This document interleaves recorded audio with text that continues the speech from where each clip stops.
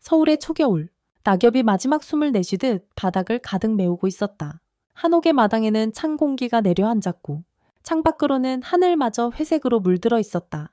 62세의 김정임 여사는 한복 상점에서 은퇴한 지 벌써 5년이 넘었다.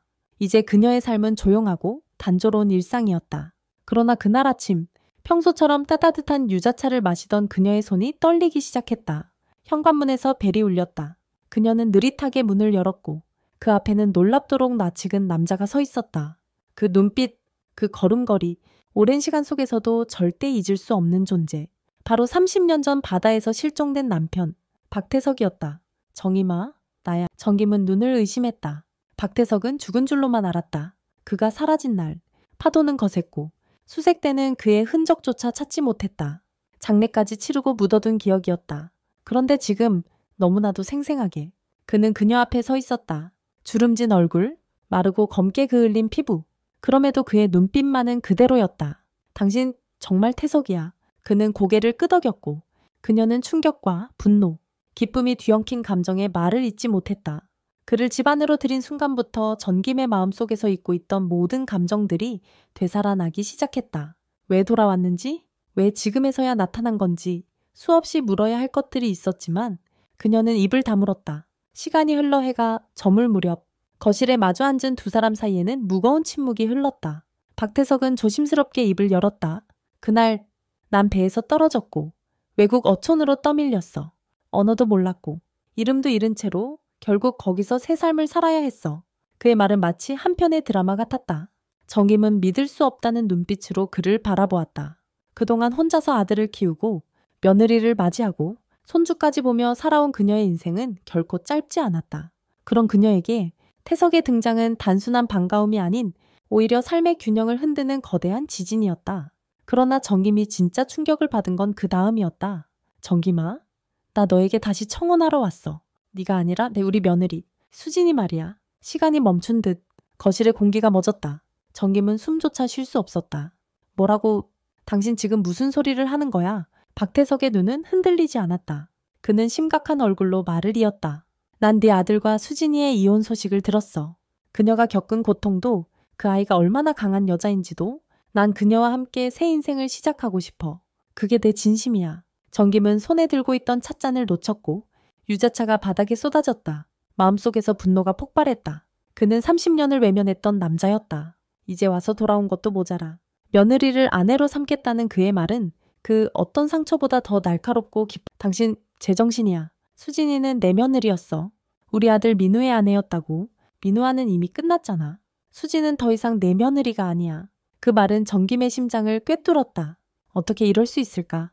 30년 만에 돌아온 남편이 아들이 사랑했던 여자를 탐내다니.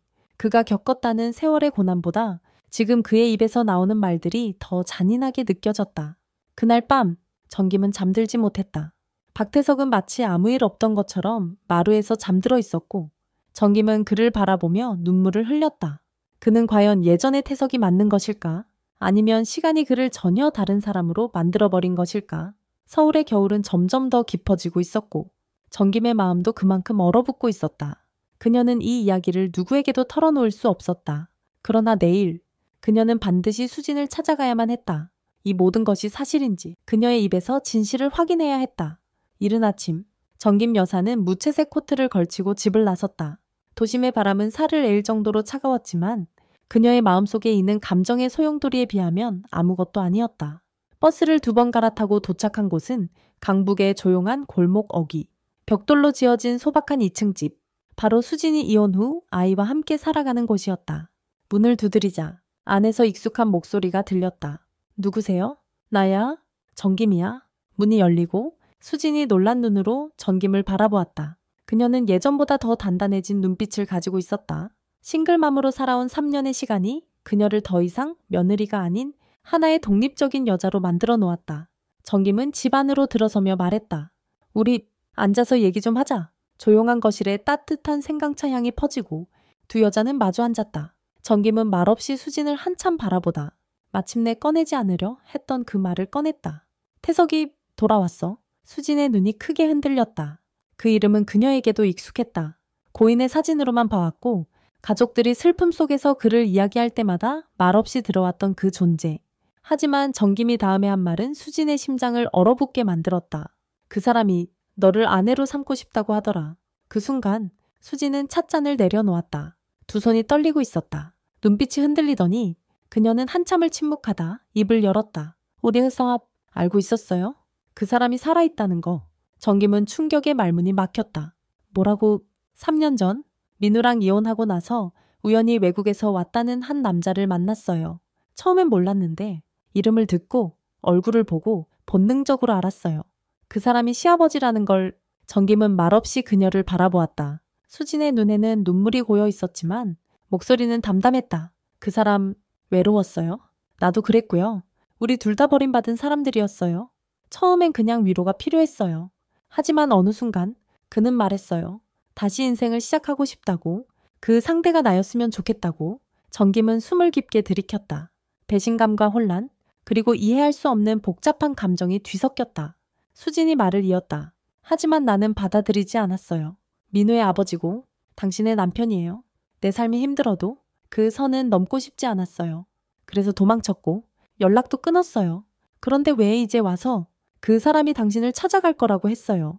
난 설마 했어요. 하지만 결국 갔군요. 정김은 손등으로 눈물을 훔쳤다. 수진의 눈물도 흐르기 시작했다.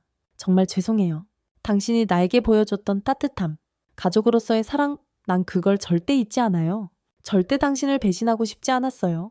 긴 침묵 끝에 정김은 조용히 입을 열었다. 그 사람이 내게 다가간 건 그의 선택이야. 네가 받아들이지 않았다는 사실. 그걸 듣고 조금은 마음이 놓인다. 그녀는 손을 뻗어 수진의 손을 잡았다. 따뜻한 천이 서로를 감쌌다. 우린 둘 다 상처받았지만 너는 더 강해졌구나. 그날 오후 정김은 조용히 집으로 돌아왔다. 집 앞에선 여전히 박태석이 기다리고 있었다. 그는 웃으려 했지만 정김은 눈을 피하며 말했다. 그 사람 널 거절했어. 그리고 나도 그래. 너는 우리 가족에게 너무 많은 상처를 남겼어. 박태석은 말없이 고개를 끄덕였다. 서울의 바람은 더욱 차가워졌고 그는 조용히 돌아섰다. 그리고 영영 사라졌다. 며칠 후 정김은 수진과 손주를 데리고 작은 한옥 카페에서 따뜻한 국화차를 마시고 있었다. 그들은 웃으며 대화를 나누었고 정김은 처음으로 진심 어린 미소를 지었다. 가족이란 피보다 마음으로 만들어지는 거야. 이제 그녀의 삶에는 새로운 평화가 찾아왔다. 상처는 남았지만 그 상처를 딛고 더 강해진 두 여자는 서로를 바라보며 조용히 봄을